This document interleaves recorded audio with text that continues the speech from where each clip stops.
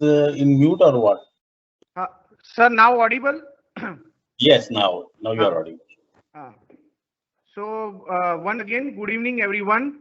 Respected Principal Dr. S.R. Joshi, sir, from Government Engineering College, Bharuch. V.D. Dhiman, sir, Dr. V.D. Dhiman, sir, from Government Engineering College, Surat. We heartily welcome all of you for the webinar on redesigning technical education according to National Education Policy (NEP) and to cope up with fourth industrial revolution. And we have the eminent speaker Dr. Akshay Agrawal, sir. And we are glad that today we have Dr. Sachin Parikh, sir, who is a joint director at Directorate of Technical Education, Gandhinagar. Before starting with the session, I would like to invite our honorable principal, sir, Dr. V.D. Dhiman, sir, to address about this today's webinar. Dhiman, sir. Thank you. Darshan, am I audible? Hi, yes, sir. Thank you. Respected Honorable Dr. Akshay Agrawal, sir, ex-Vice Chancellor, GTU, Dr. Sachin Parikh, sir, Joint Director, DT, Professor S.R. Joshi, Principal, GEC, Bharuch, Heads of Department, Training Placement Officer, staff members and dear students. It's a matter of honor and pride to have along with us Dr. Akshay Agrawal, sir, who will deliver talk on very appropriate topic of redesigning technical education as per NEP to cope with the fourth industrial revolution. As we all know, the first and the second industrial revolution, they used coal, water and steam to mechanize production. The third industrial revolution used electronics and information technology. Presently, the fourth industrial revolution is a blend of advances in artificial intelligence, robotics, IoT, genetic engineering, quantum computing, and much more. These courses have also been highlighted as emerging technology courses by AICTE. Agrawal, sir, a visionary personality known for his contribution and bringing about revolutionary changes in GTU for his tenure 2010 to 2016. Sir, under sir's supervision, the university had grabbed several awards, Manthan Awards, ICT Enabled Award, World Education Award, and many more. Sir, sir is known for his contribution in developing and delivery of innovative courses and educational content. His contribution for past and present students and his encouragement for collaborative teaching learning had envisioned the university as ever evolving community. Respected sir, we are really very much thankful to you and blessed to have you along with us today. We are also thankful to Dr. Sachin Parikh sir.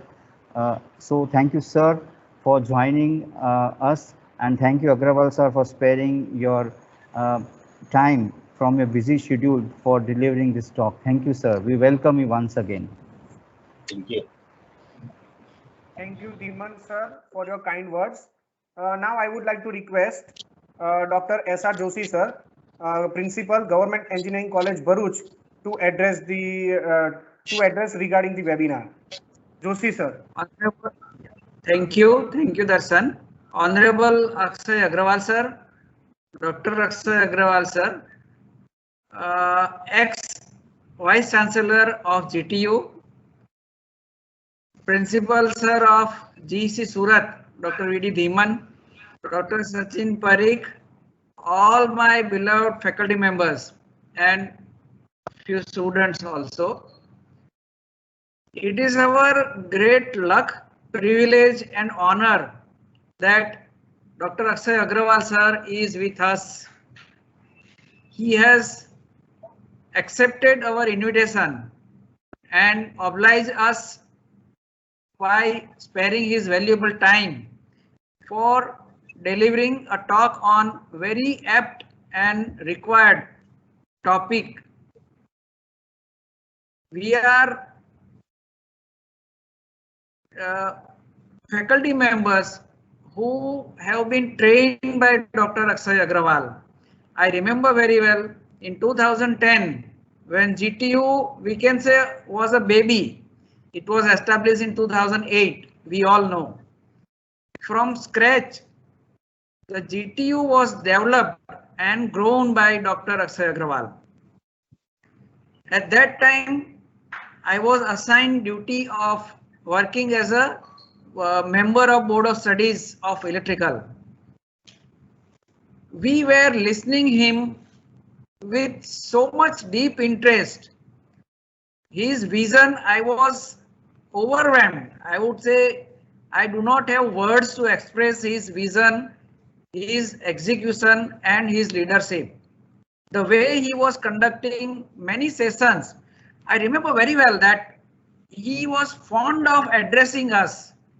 I believe today that he was looking great potential in us and he thought that these are the faculty members who are going to contribute technical education in Gujarat.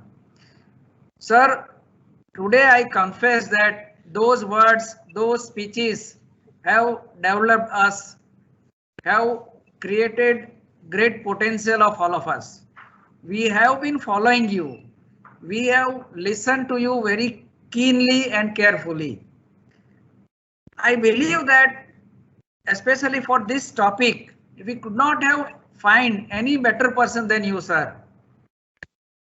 These words, few faculty members, those who have not heard you before, may feel I am too much, but I know very well what I am saying clearly about you.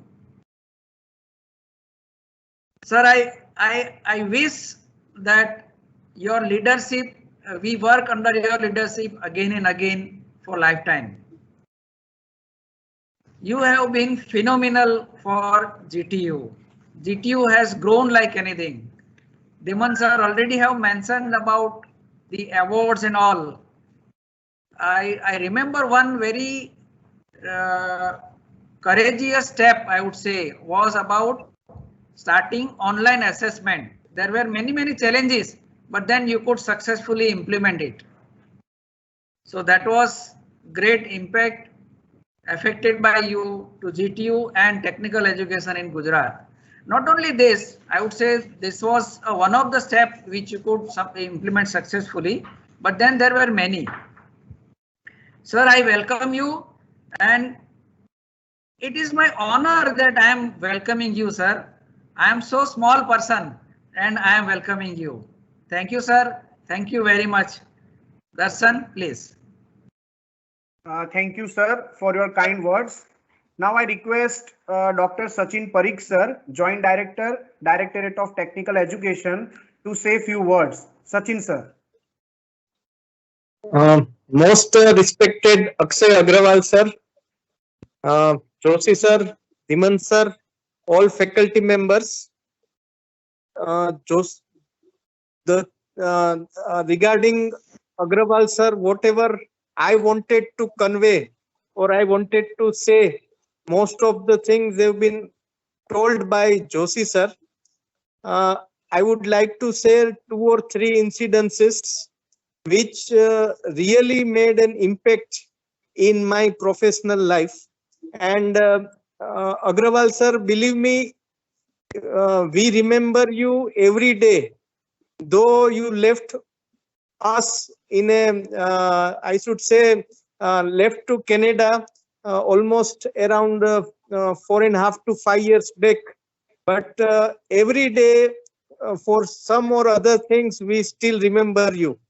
And yesterday itself, I was telling to someone that in a lighter mode, that Agrawal Sahib is like an Amitabh Bachchan. जो stretcher उसने उसका जो stretcher है और जो level पे university ले गए थे, it was like, you know, from baby to a level of Himalaya. And whatever Joshi sir mentioned and said, I fully agreed with that. I would like to share 2 or 3 incidences. जब अग्रवाल साहब vice chancellor थे, I was a principal of VVP Engineering College, and we used to invite wholeheartedly Agrawal sir almost every 6 months for some or other functions. और कोई भी sir का lecture रहता था, we were keen to hear. Like whatever Joshi sir has said, few of the faculty members or participants those who are present today might be feeling that why so much of appreciation, so much of praise. But we are always ready to listen. The reason is every time we used to find some more other new things जो जानकारी हमको नहीं होती है, and it is very interesting, and we are always very curious to know something more, something interesting about the advancement or technology or related to inventions. I still remember some of the examples Agarwal sir gave regarding the book World is Flat when he came to VVP college. Second thing is, I was also holding a position of a dean of the faculty from Zone 4, Saurashtra region. So sometimes there are always, some or other issues are always there. So we used to go with some, thinking or some kind of thought कि ये चीज तो हम Agarwal sir को convince करा ही देंगे, means कुछ भी हो जाए हम अग्रवाल सर को डाइजेस्ट करा के रहेंगे.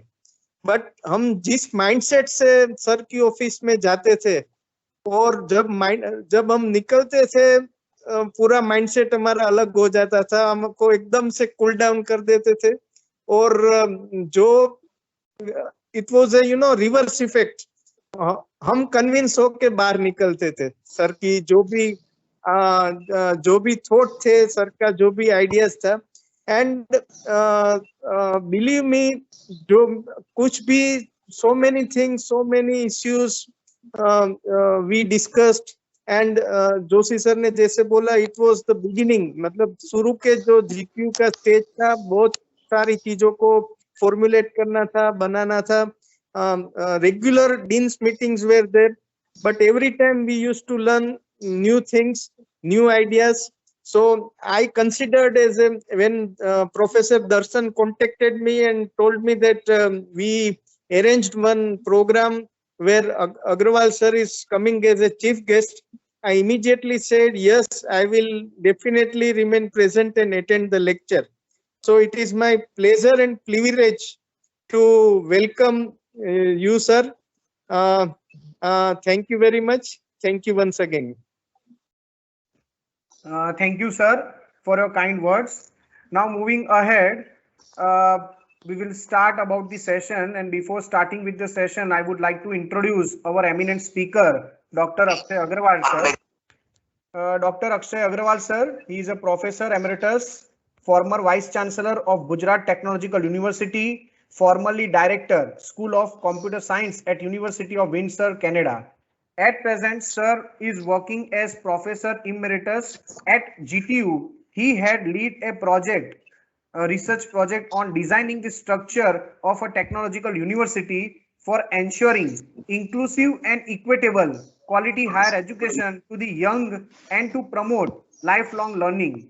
He is at present working on the structure of post-COVID university of the 21st century that can provide affordable and high quality technical and general education. The research focusing on the strategies required for ensuring that the fourth industrial revolution does not flounder due to scarcity of properly trained and skilled technologists who are culturally in tune with the idea of global citizenship and who appreciate the contribution of cultural diversity to progress during the last few decades. Dr. Akshay Agrawal had served Gujarat Technological University as its vice chancellor for the 2 successive terms. In his career, spanning over 45 years, he has served at university in India and Canada, such as the prestigious Maharaja Sayaji Rao University of Baroda, Gujarat University, Gujarat Technological University, and University of Windsor. Dr. Akshay Agrawal, a PhD in electrical engineering, and has taught and guided research work in the area of computer networking, digital communication, and cyber security. At Electrical Engineering Department at MS University, more than 35 years back, he established the first general purpose digital computing and microprocessor research laboratory. At University of Windsor, he had set up and lead the high performance and grid computing research group. HPGC had 3 centers These were the Center for Studies in Security and Privacy, Center for Health Information Systems, and Center for Studies in Social Network. He has also held membership of renowned institutions such as the IEEE, IETE, CSI, and ISTE. He was the chairman of IEEE Indian Council for 2 years. He was the founder chairman of IEEE Gujarat section, the IEEE Computer Society chapter, and IEEE Joint Chapter of Industry Application.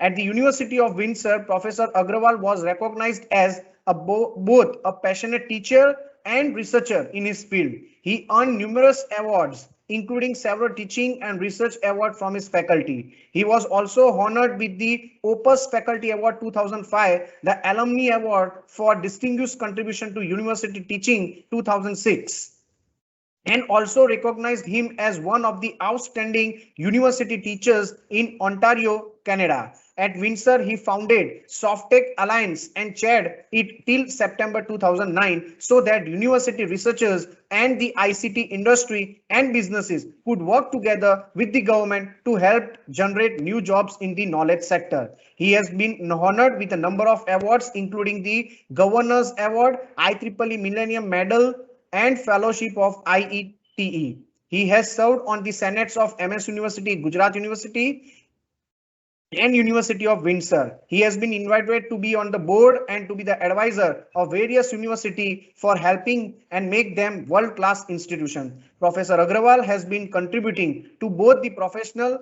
as well as the local community organization since he believes that a university is a public institution with a responsibility to the community. So on behalf of Dr. SNSS Gandhi, Government Engineering College Surat, Government Engineering College Bharuch, we would like to welcome Sir for delivering this talk on redesigning technical education according to NEP and to cope up with the fourth industrial revolution by under the IST students chapter. Now I request Akshay Agrawal Sir to start his session. Sir, mic over to you, sir. Yeah, thank you very much, Professor Mehta, Professor Parikh, Professor Dhiman and Joshi, Professors Golatia and Professor Shah, the TPOs at the two colleges, and friends. It's a great pleasure for me to be with you.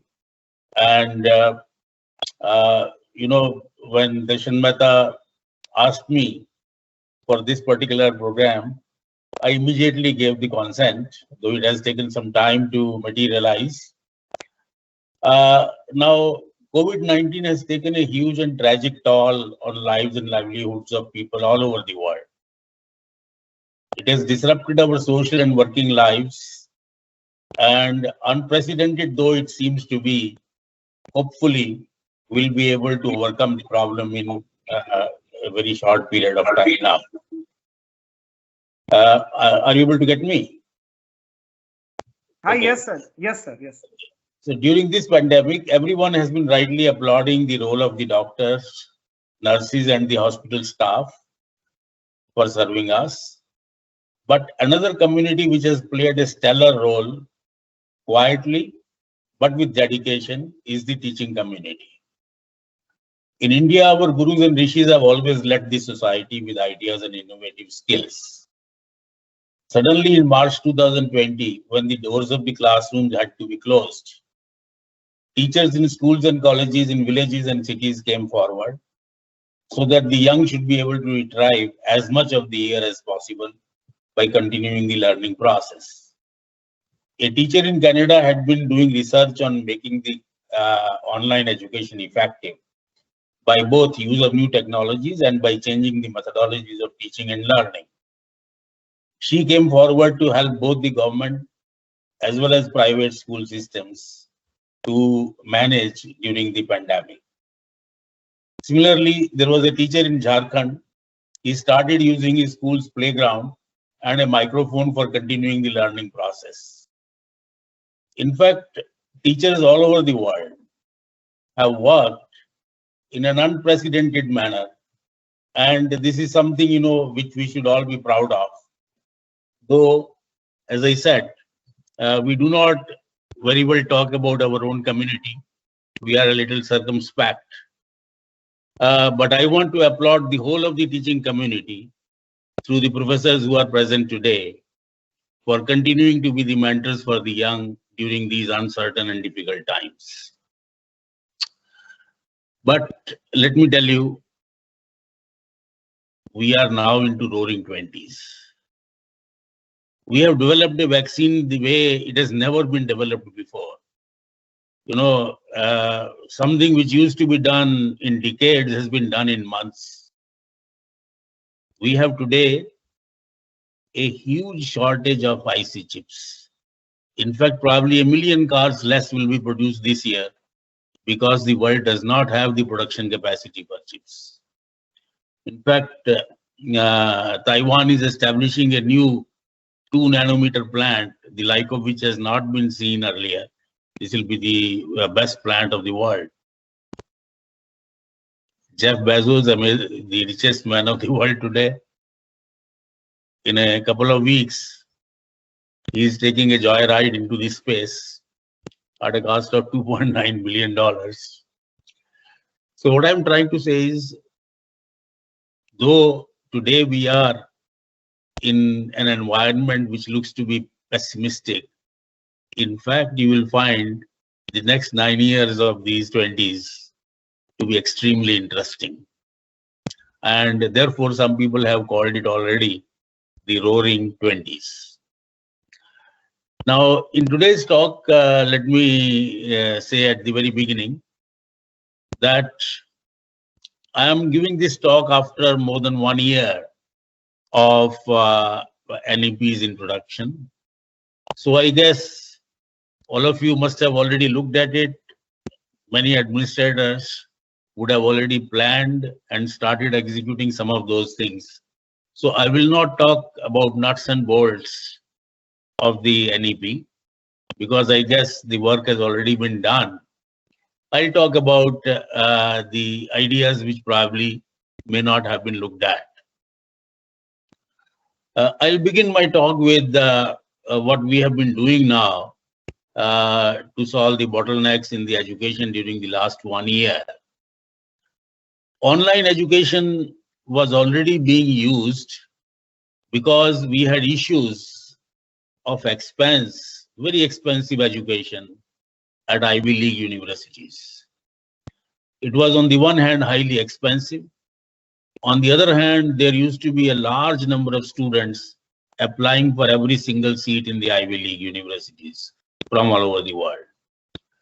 To solve this particular problem, they came up with the idea of massive open online courses. Harvard, MIT, Berkeley, they all got involved. There were two major systems which came up. One was the edX with about 140 partner institutions. Muted. And the other was Coursera. In India also, we have a similar situation. The IITs have a huge demand, and therefore the government established what is called SWAYAM. That's a kind of MOOC platform, and it is a free e-learning platform for education, in fact, in all the areas. The idea is to provide access, equity, and quality by providing excellent education online. So all of this was already existing.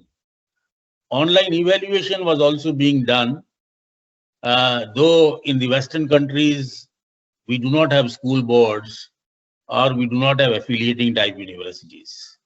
So the large scale examination systems that we have in India and China and Japan do not exist in the Western world. But they do have TOEFL, GRE, SAT, GMAT, and they also have certifications by Microsoft, by Oracle, by international security certification consortiums, and all that. And these exams are conducted remotely by using internet and computers. Technology for proctoring through AI, when the candidates are sitting in homes and offices, has been developed, and there are many organizations which can help conduct such exams.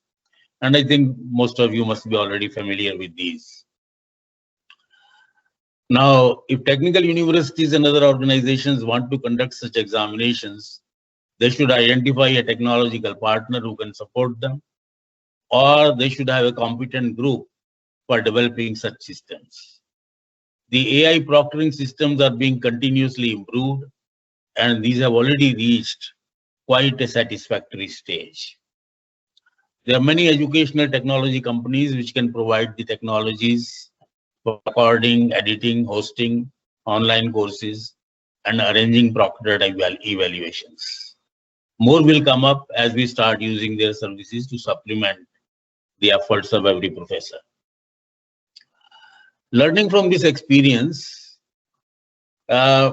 we did struggle in the beginning in March 2020 to implement these things on a large scale.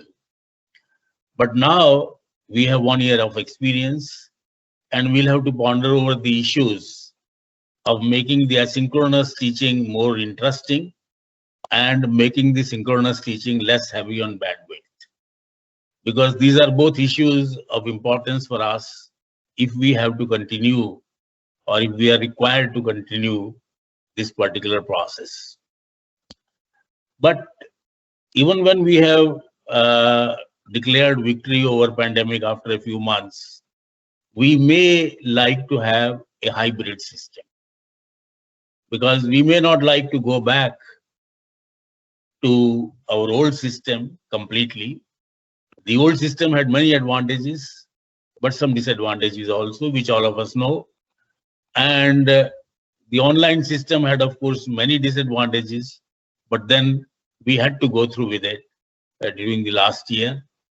So now we should not throw away whatever we have learned, but we should try to look at what has been developed and try to use it jointly with our classroom learning. For example, teamwork, by using both synchronous and asynchronous systems, and by using breakout rooms in synchronous systems, has been used very effectively by teams of students, not only from one university, but also from universities located in Western Europe and North America. So, our students do the project, 3 or 4 or 5 students together. Over here, it has happened that students are doing projects where the group consists of 2 students, say from a local university here, another 2 or 3 students from Europe. So like that, you see, they have combined together, come together whenever they have common interests.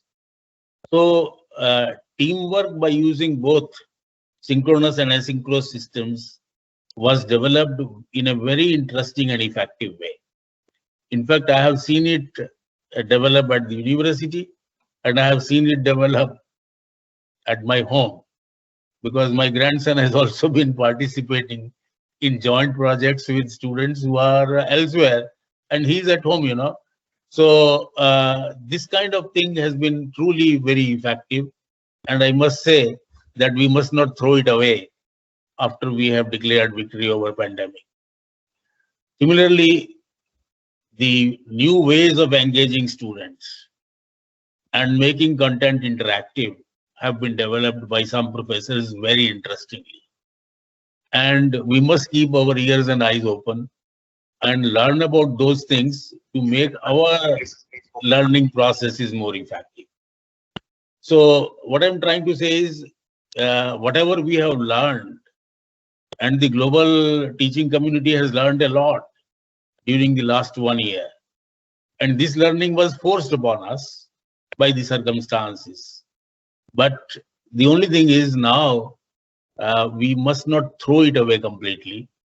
There are many good things that we have learned to make our classroom learning interesting. Now, we have to integrate all these things with our earlier experiments. I always used to say earlier, you might have heard me say so, those of you who have listened to me at GTU, that the Mecca for learning during the 60s and 70s was a university in Chicago. They developed 2 things. They developed networking and internet, And of course, the books from Chicago have been used all over the world for teaching networking and internet. And they also developed many other innovative ideas in learning. And one of the ideas which we tried to use at GTU a little is the idea of mastery learning. There was a Professor Benjamin Bloom in the 60s, in the late 50s and 60s at Chicago. He developed many of these ideas, and we did try to use a few of them. But this will require continuous learning from our teachers, and by organizing workshops for technical professors to determine policies, and for continuous evaluation during the first few iterations, and for providing adequate incentives and resources in the classroom and labs and workshops. In 2014 and 16, we made some efforts, and some of our teachers, I don't know if some are present today over here, may have made an effort to design exam papers with questions from each of the 6 levels of cognitive thinking. These are all ideas developed by Bloom. He talked about various levels starting from knowledge and going all the way up to synthesis and evaluation. And learning the process of designing such questions takes some effort. We did some workshops at GTU, and I hope something like that has been continuing because this is ultimately to be done by the teachers.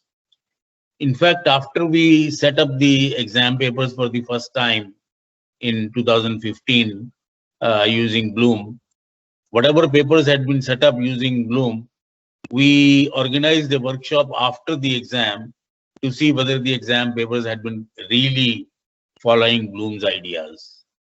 And in large systems like GTU, it may take a decade or so of sustained effort before these things can become self-sustaining.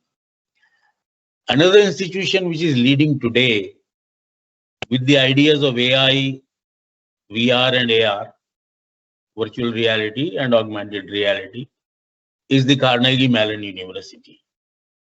And interestingly, it has an Everly Center in Education, which has also developed 2 ideas of formative and summative assessment, because it is asking for assessment which is both unit-based continuous assessment and the outcome-based assessment. Please do not confuse them entirely with terminal exam and midterm exams and all that. These are very interesting ideas which will require an in-depth study.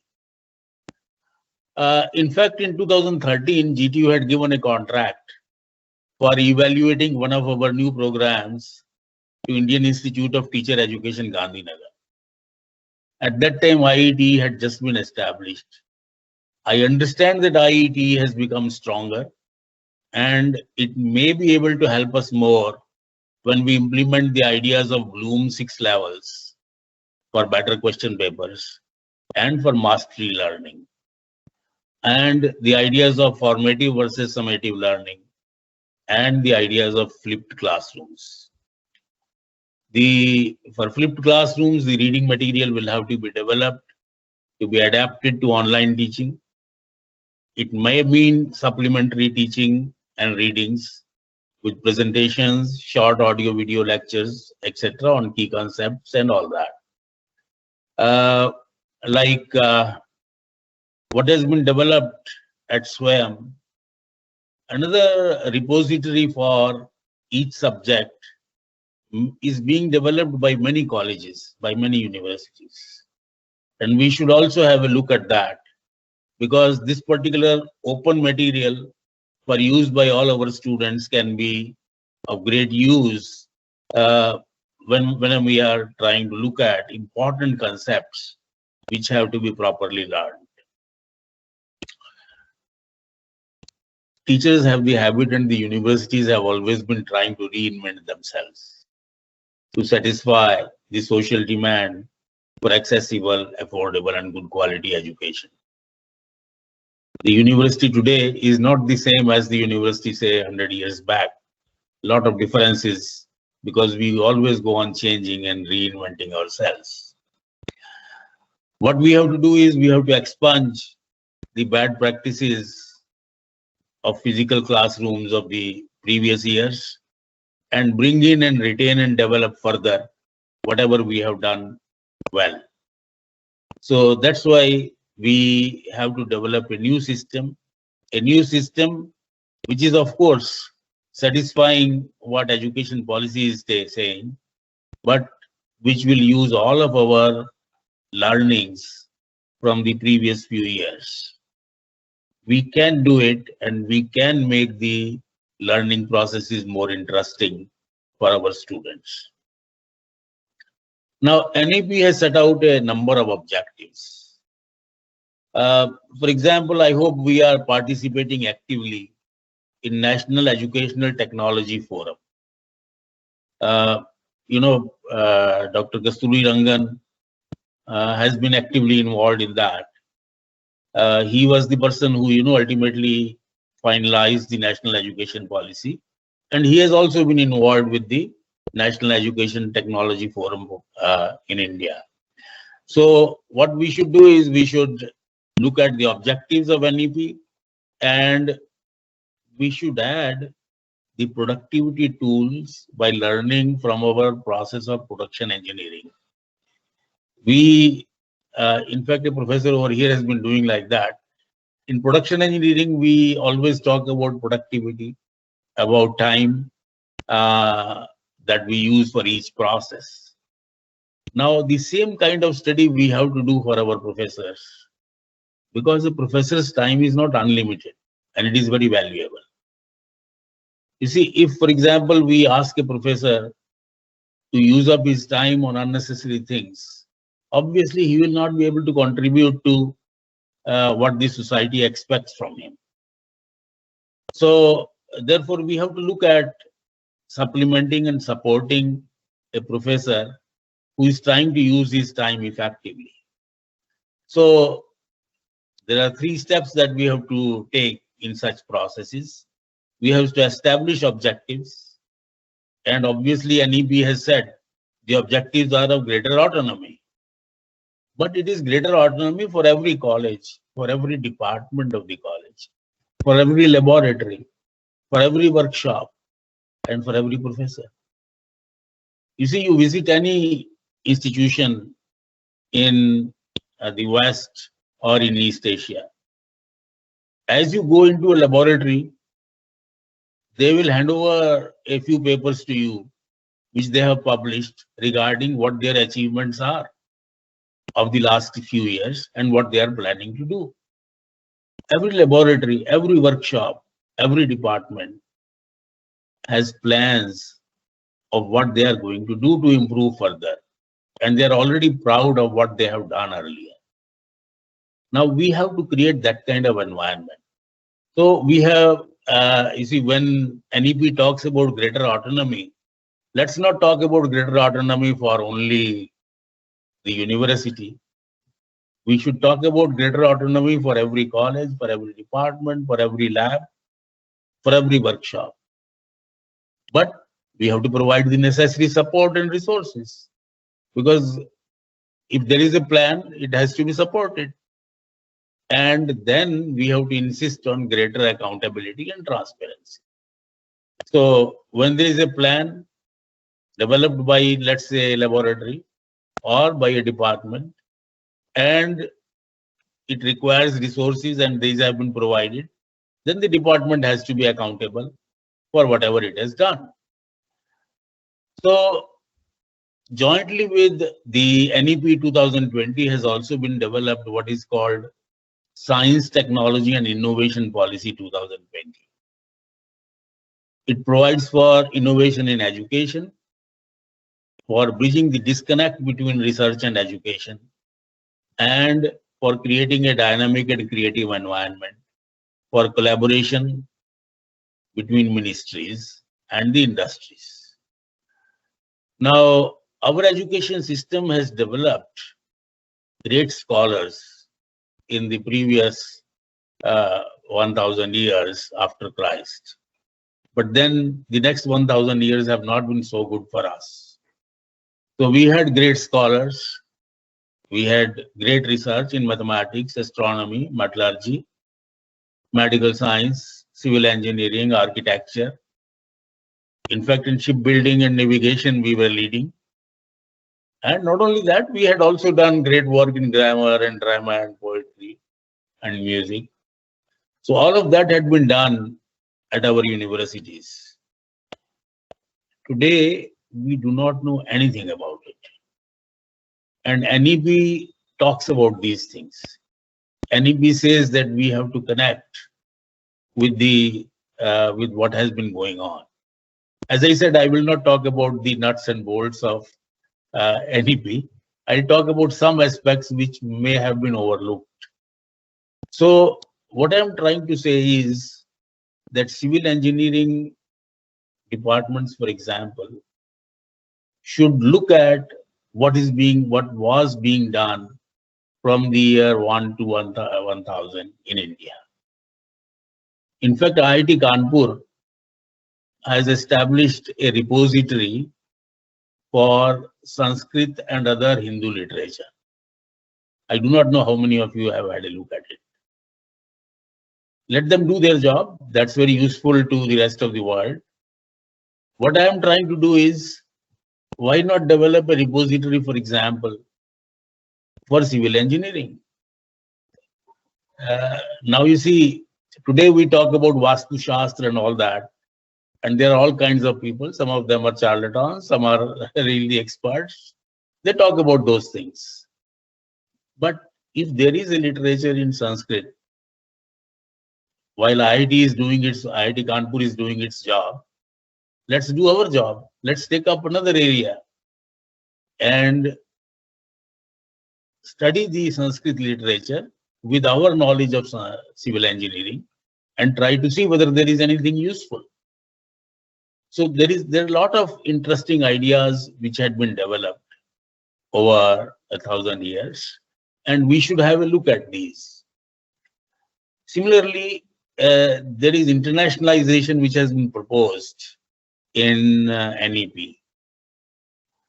Our IITs have been doing a good job, but whenever it comes to the idea of international rankings, there are two issues where IITs do very badly. The issues are internationalization of students and teachers. So there is something that we had been doing and we are doing at GTU for internationalization, but it needs to be promoted further. So there is a scheme for promotion of academic and research collaboration in NEP.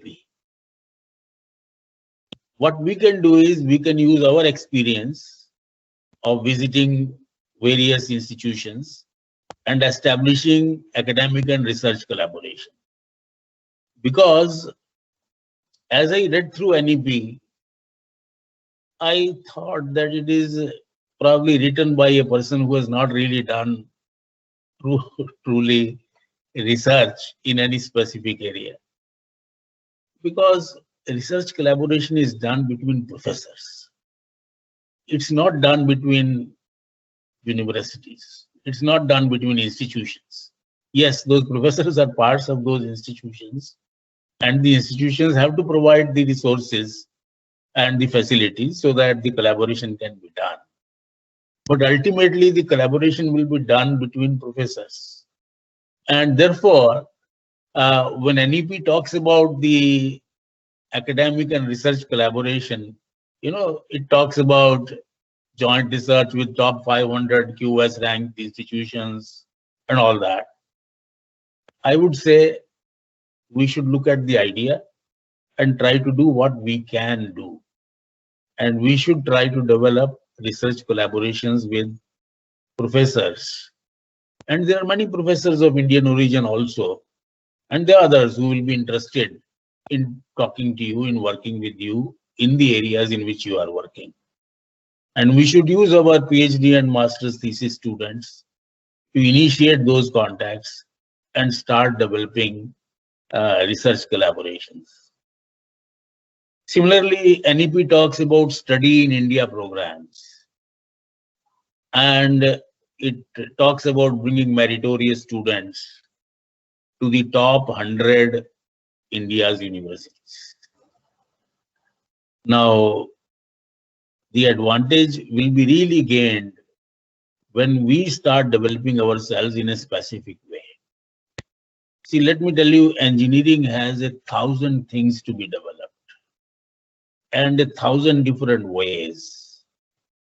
So, if a department were to decide that they are to develop in a particular area and they are to become well known for that particular area, and they are able to attract a student from the rest of the world who wants to do research in that area to their department, that will be an achievement. That's the way to go. So the Study in India program talks about identifying 30 countries and all that. I would say let's try to identify our great research potential, and let's try to say that this is what we are going to do. And once we have started establishing our research, then we should try to attract students for working in our research areas. Now, there are many research areas in which people are working. For example, there is an automatic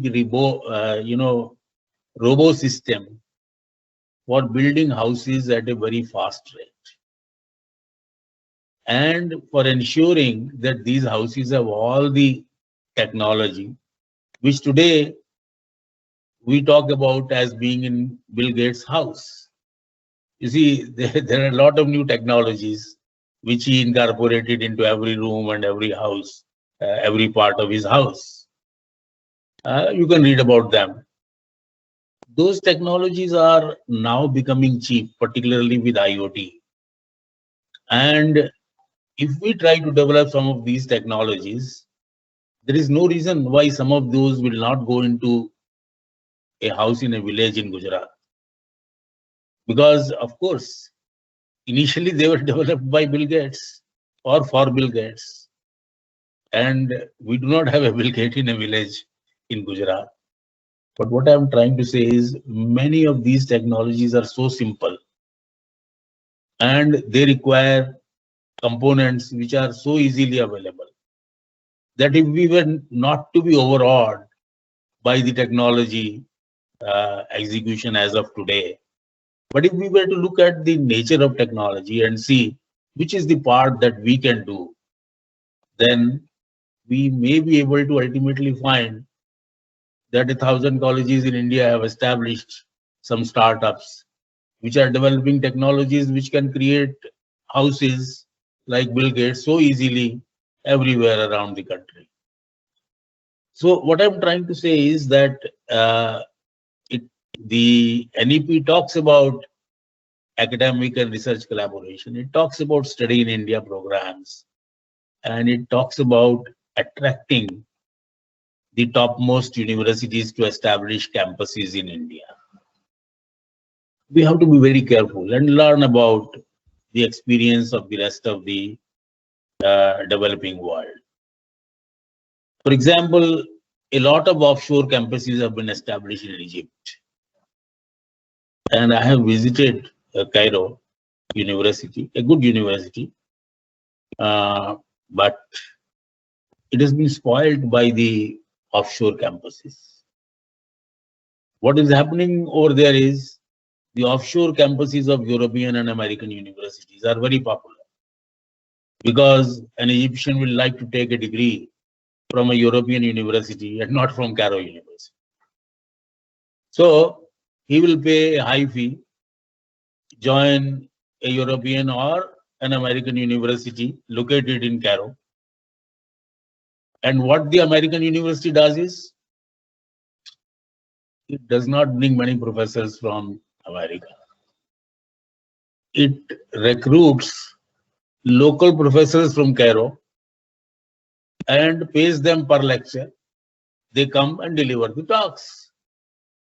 The net result is that the Cairo University has been kind of depopulated from the rooms of the professors. Professors quickly give their talk in the Cairo University and then move around to other universities, the foreign universities which are located in Cairo. And all the top professors have been spoiled because they hardly do any research. Though they have a previous background which is great, they move around these colleges and start teaching one lecture here and one lecture there. The net result is exploitation of the Egyptian market and not really creation of great universities in Cairo. In fact, when I looked around this scenario, and in fact, I went there to see whether we could establish from Canada a university over there. And of course, the objective is commercial, to establish a university which will bring benefit to Canada.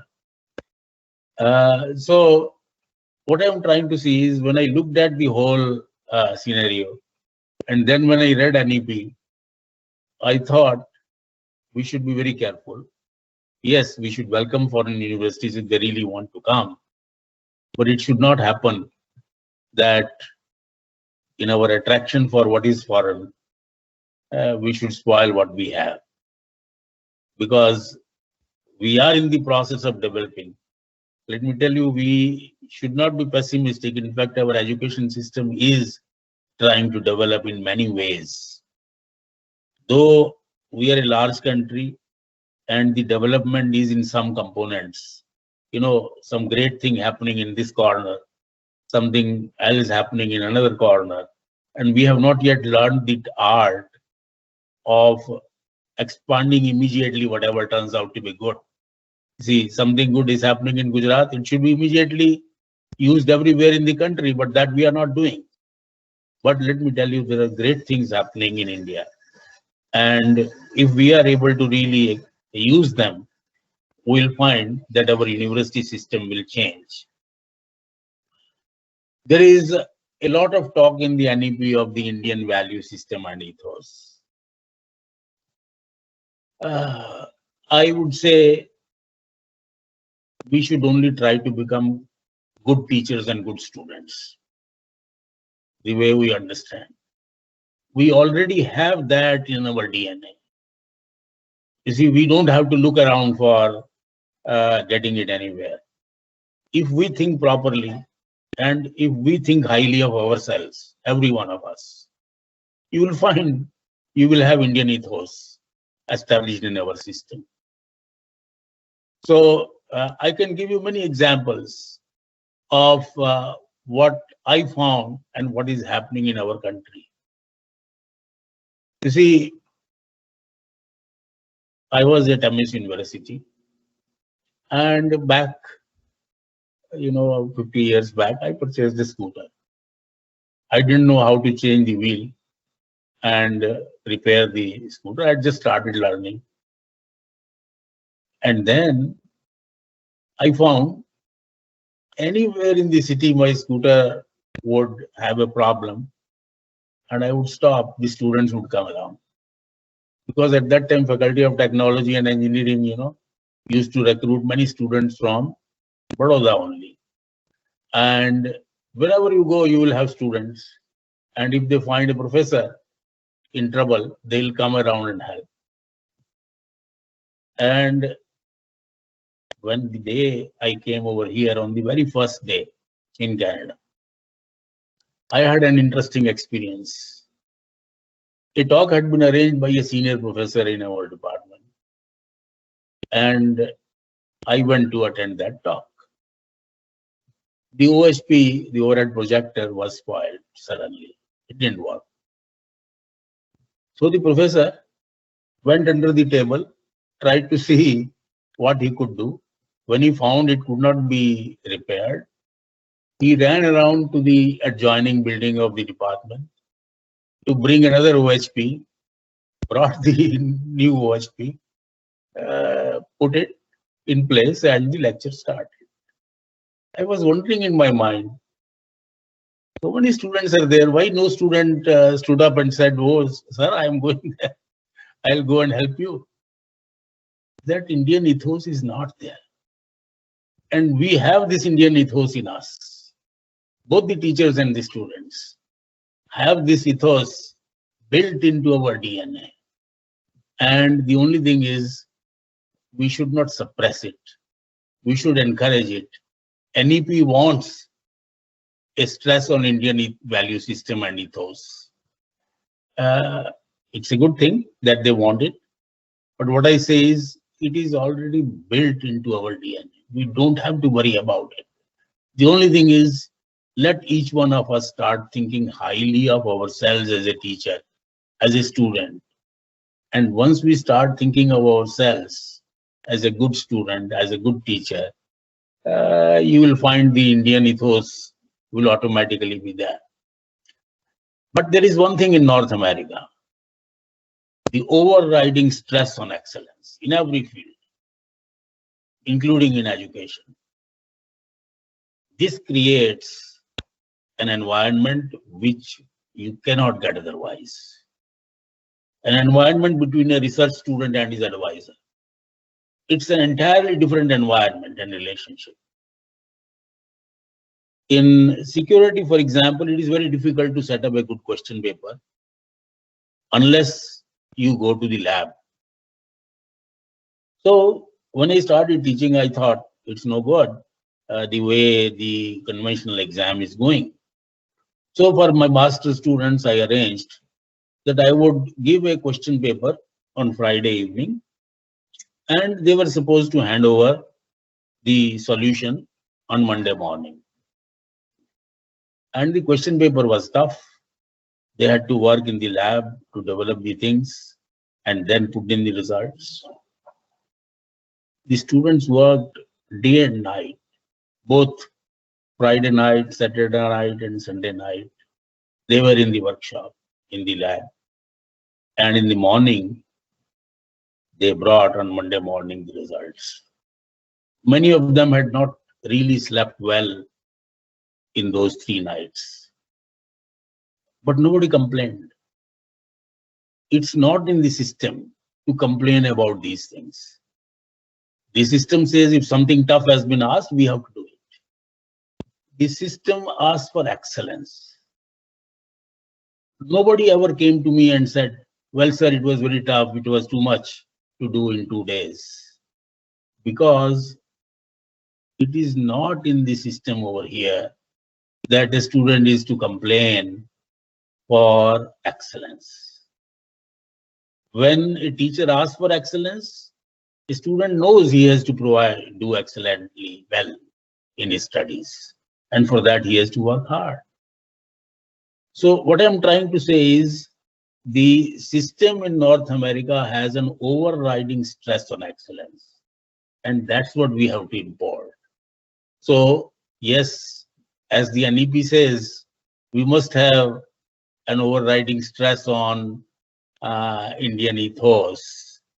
I would say we should have an overriding stress on excellence. And this has to go into our bones.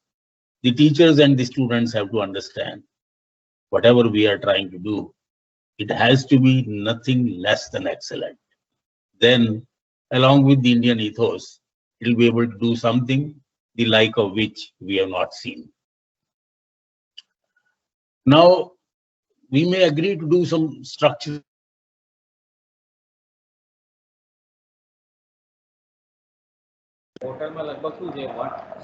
I think sir has some net issues.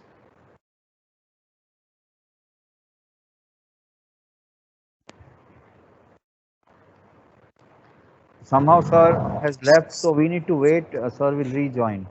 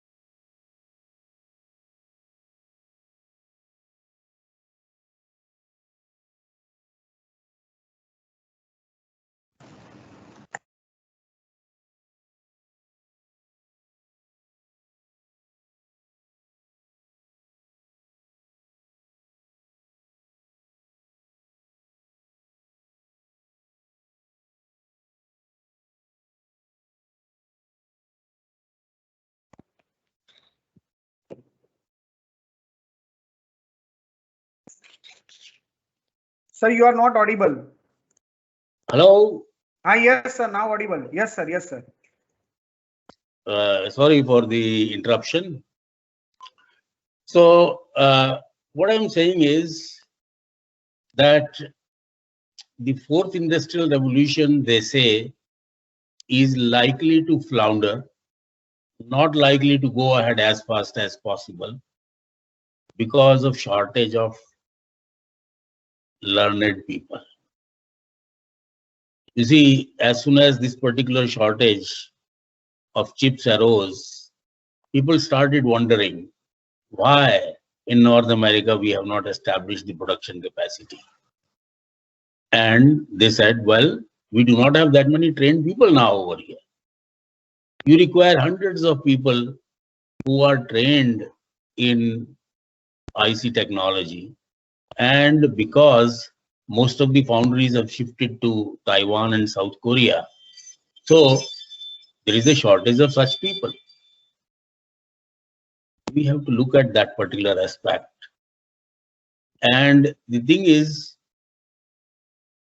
if we look at the socio-economic study of our students in engineering institutions, we have got middle-class students. Technology-oriented students from villages have not joined us. Now that there is a shortage of people, middle-class students who want to join engineering colleges, we should have a look at technology-oriented students in villages. For example, there are panchals even now. There are people who are working in villages on various trades. If we could create an interest in them to join engineering and learn the modern technologies, it may be of value for us. So what I'm trying to say is the shortage of middle-class students for our colleges can be considered as an opportunity for bringing students from smaller cities and villages who have technological orientation. Maybe these kind of students can be found from IITIs or from polytechnics, and there can be bridge courses where we can identify good students and try to ultimately bring them into the stream of colleges. So what I'm trying to say is there are various things that we can do to improve the situation and to ensure that we are ready for the fourth industrial revolution. Let me give you a brief history of a very recent time.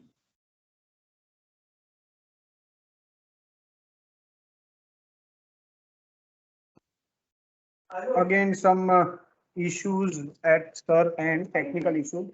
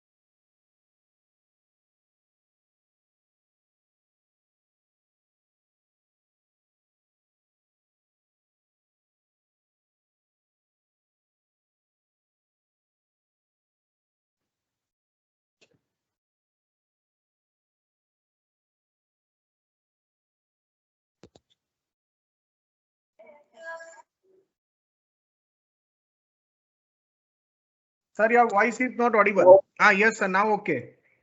I so now- think what I want to say is, let me close the discussion and open it for questions. You see, the thing is that the national innovation policy, national education policy, and the innovation policy of the Science and Technology Department, STIP, they have to be read jointly by us. And we have to try to see and take advantage of them by executing parts which are of use to us. And you will find that the environment is today such that there will be no shortage of jobs, there will be no shortage of opportunities if only we decide to take the bull by its horns. Because truly speaking, the fourth industrial revolution is an opportunity for India, for our students to capture the market the way Y2K helped us capture the market in computing. You see, before 99, 2000, we were not into every company of the world, but that Y2K helped us get into every company. So today we have huge IT companies. Similarly, the fourth industrial revolution can allow the students from every engineering college to get into every company, North America, Europe, Asia, and of course, to work to improve the way of living in India. So I think the system wants us to close at this point. I would only end by saying it is an opportunity that is in our hands. It is an opportunity that can be used by us, and we can do it. I have faith in the professors and the students that they have the capability. The only thing is, it requires a little bit of hard work, a little bit of thinking in the right direction, and a joint working. So, for example, a joint working by administration, by professors, by students, when they jointly work to exploit these opportunities, we will be able to achieve what we want. So I think rather than continuing this discussion from my side, I would prefer to invite questions. If there are any questions,